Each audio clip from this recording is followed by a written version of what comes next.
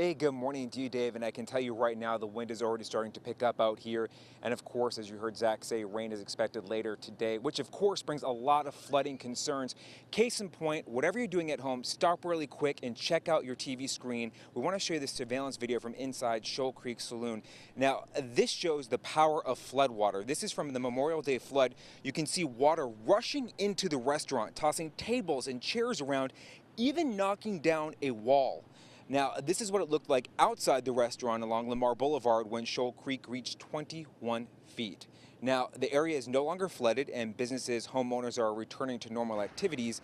But this morning, with the threat of Tropical Storm Bill looming, many homes and business owners are bracing for the possibility of more flooding. Well, we know it's coming, but we're not too worried about it. There's several things that have to happen to create a flood like what we had, and hopefully we won't get all them in the mix this time. Now, just in case the system brings more flooding, making a disaster plan is encouraged. The website texasprepares.org suggests you take 3 steps. Make a plan and make sure all your family members know it. 2, build a kit with first aid supplies and food storage. And 3, get and stay informed. And one way, of course, to do that is with the latest weather alerts is by downloading our Fox 7 News app. It has features that let you track the radar so you can follow the latest weather conditions. And of course, you can always watch Good Day Austin and Fox 7 News Edge online and on air throughout the day as we keep you updated and go through the storm together. Dave, back to you. All right, Nick. September 22nd, around 5 in the morning, James Bushner Sr. was working to repair a water meter on Manor Road. Then out of nowhere, a man armed with a gun appeared, changing Bushner's life forever. As he tells it, and all I heard was a pow and then a sting. James Bushner Sr. thought those were his final moments. He said he was going to kill me. So, was I fearful? I was just thinking about my life. 70 years old, Bushner had worked for Austin City Water Department for 2 decades and never experienced a run-in like this. I was just doing my job and ran into a couple of crazies. He said, if you don't give me your money, well, I'm going to kill you. Bushner says he slowly backed away from the suspect who pulled the trigger. I was standing like this and I was at an angle, see me, like this. And when he came up, bullet came across here. A surveillance camera captured the 2 suspects taking off in this car. Within days, police ID'd them as Reuben Colvin and Vernon Stewart. Both men were arrested and connected to 5 other robberies in the city of Austin. Police say Colvin is the one who shot Bushner.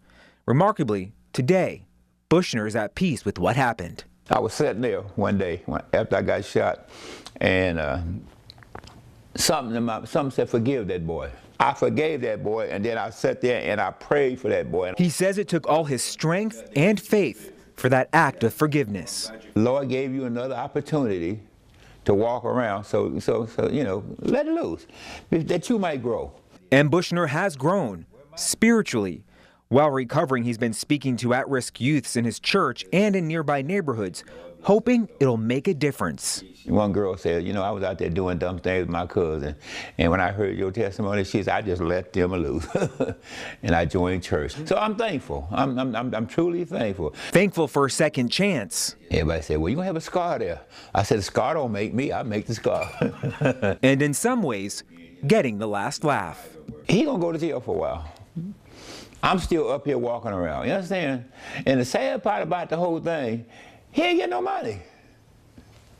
He ain't got no money. I'm telling you, I ain't got nothing. Now, both Reuben Colvin and Vernon Stewart are still behind bars, facing a laundry list of robbery charges. Colvin is also facing attempted capital murder. Back to you. It's a parent's nightmare. It's frightening. Forgetting your child in a hot car, leading to their death. It can become very critical very quickly. It happened in Dallas when the parents of a 2-year-old girl forgot she was still in the car. According to kidsincars.org, an average of 38 children across the country die in hot cars each year. Nobody sets out to have this happen. Nobody sets out to do a lot of things, but it's just something that does occur. Austin Travis County EMS tells Fox 7 after a while in the hot sun, your car can act like an oven. Plus, a child's body overheats 3 to 5 times faster than an adult. Next thing you know, you know, the unthinkable happens, and you know, now you find your child unresponsive in your car, and nobody wants that. And it's a preventable mistake usually caused by a cocktail of distractions. The most common, talking on your cell phone. Well, yeah, it's easy to get distracted, but like, I don't know, she's always my key focus no matter what I'm doing. It's such a preventable thing, you know? To prevent this from happening, Austin Travis County EMS reminds parents to ACT, which is an acronym. Avoid leaving your kids in the car even for a minute. Always lock your doors and trunks, even in the driveway, to keep your kids from getting into play. Create reminders. Place something you'll need next to your child's safety seat, like a briefcase, suit jacket, or shoes. It may seem like common sense, but on a chaotic day, it's a helpful reminder. And take action. If you see a child alone in the car, help. They can succumb very quickly to extremes of temperatures. And it's important to note, too, that these suggestions also apply to your pets. Even if the window's cracked a little bit or you have the air conditioner going, it's not enough. Animals can overheat very easily. In Austin, Nick Spinetto, Fox 7 News Edge. And I smelled smoke, and then I looked in the bathroom and went, oh my word. And then I ran right to my dad, and he said, what? 13-year-old Jacob Record saved the day. And that this child found this fire is a blessing for that family.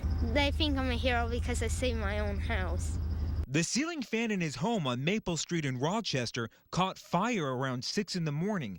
Jacob was the only one awake. The smoke would have started to overwhelm the occupants easily, especially since they were sleeping.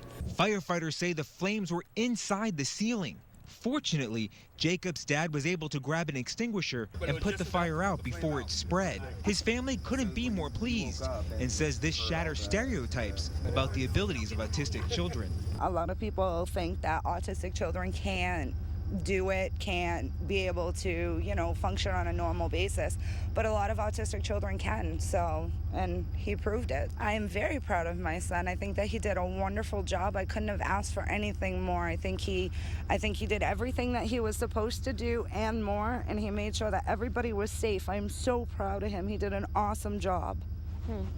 The fire captain on scene Saturday praised Jacob too, giving him a handshake and then a high five. With most of the family still in bed and the fire moments from spreading, Lieutenant Doobie says this could have been a recipe for disaster, but thankfully it wasn't. People were sleeping, thank God. High five, man. Thank you. He did awesome. Job. Shake hands again? We can. Such a great kid. Since the fire was put out so quickly, the family lost only a few belongings. They will have to live somewhere else while the damage is assessed and repaired.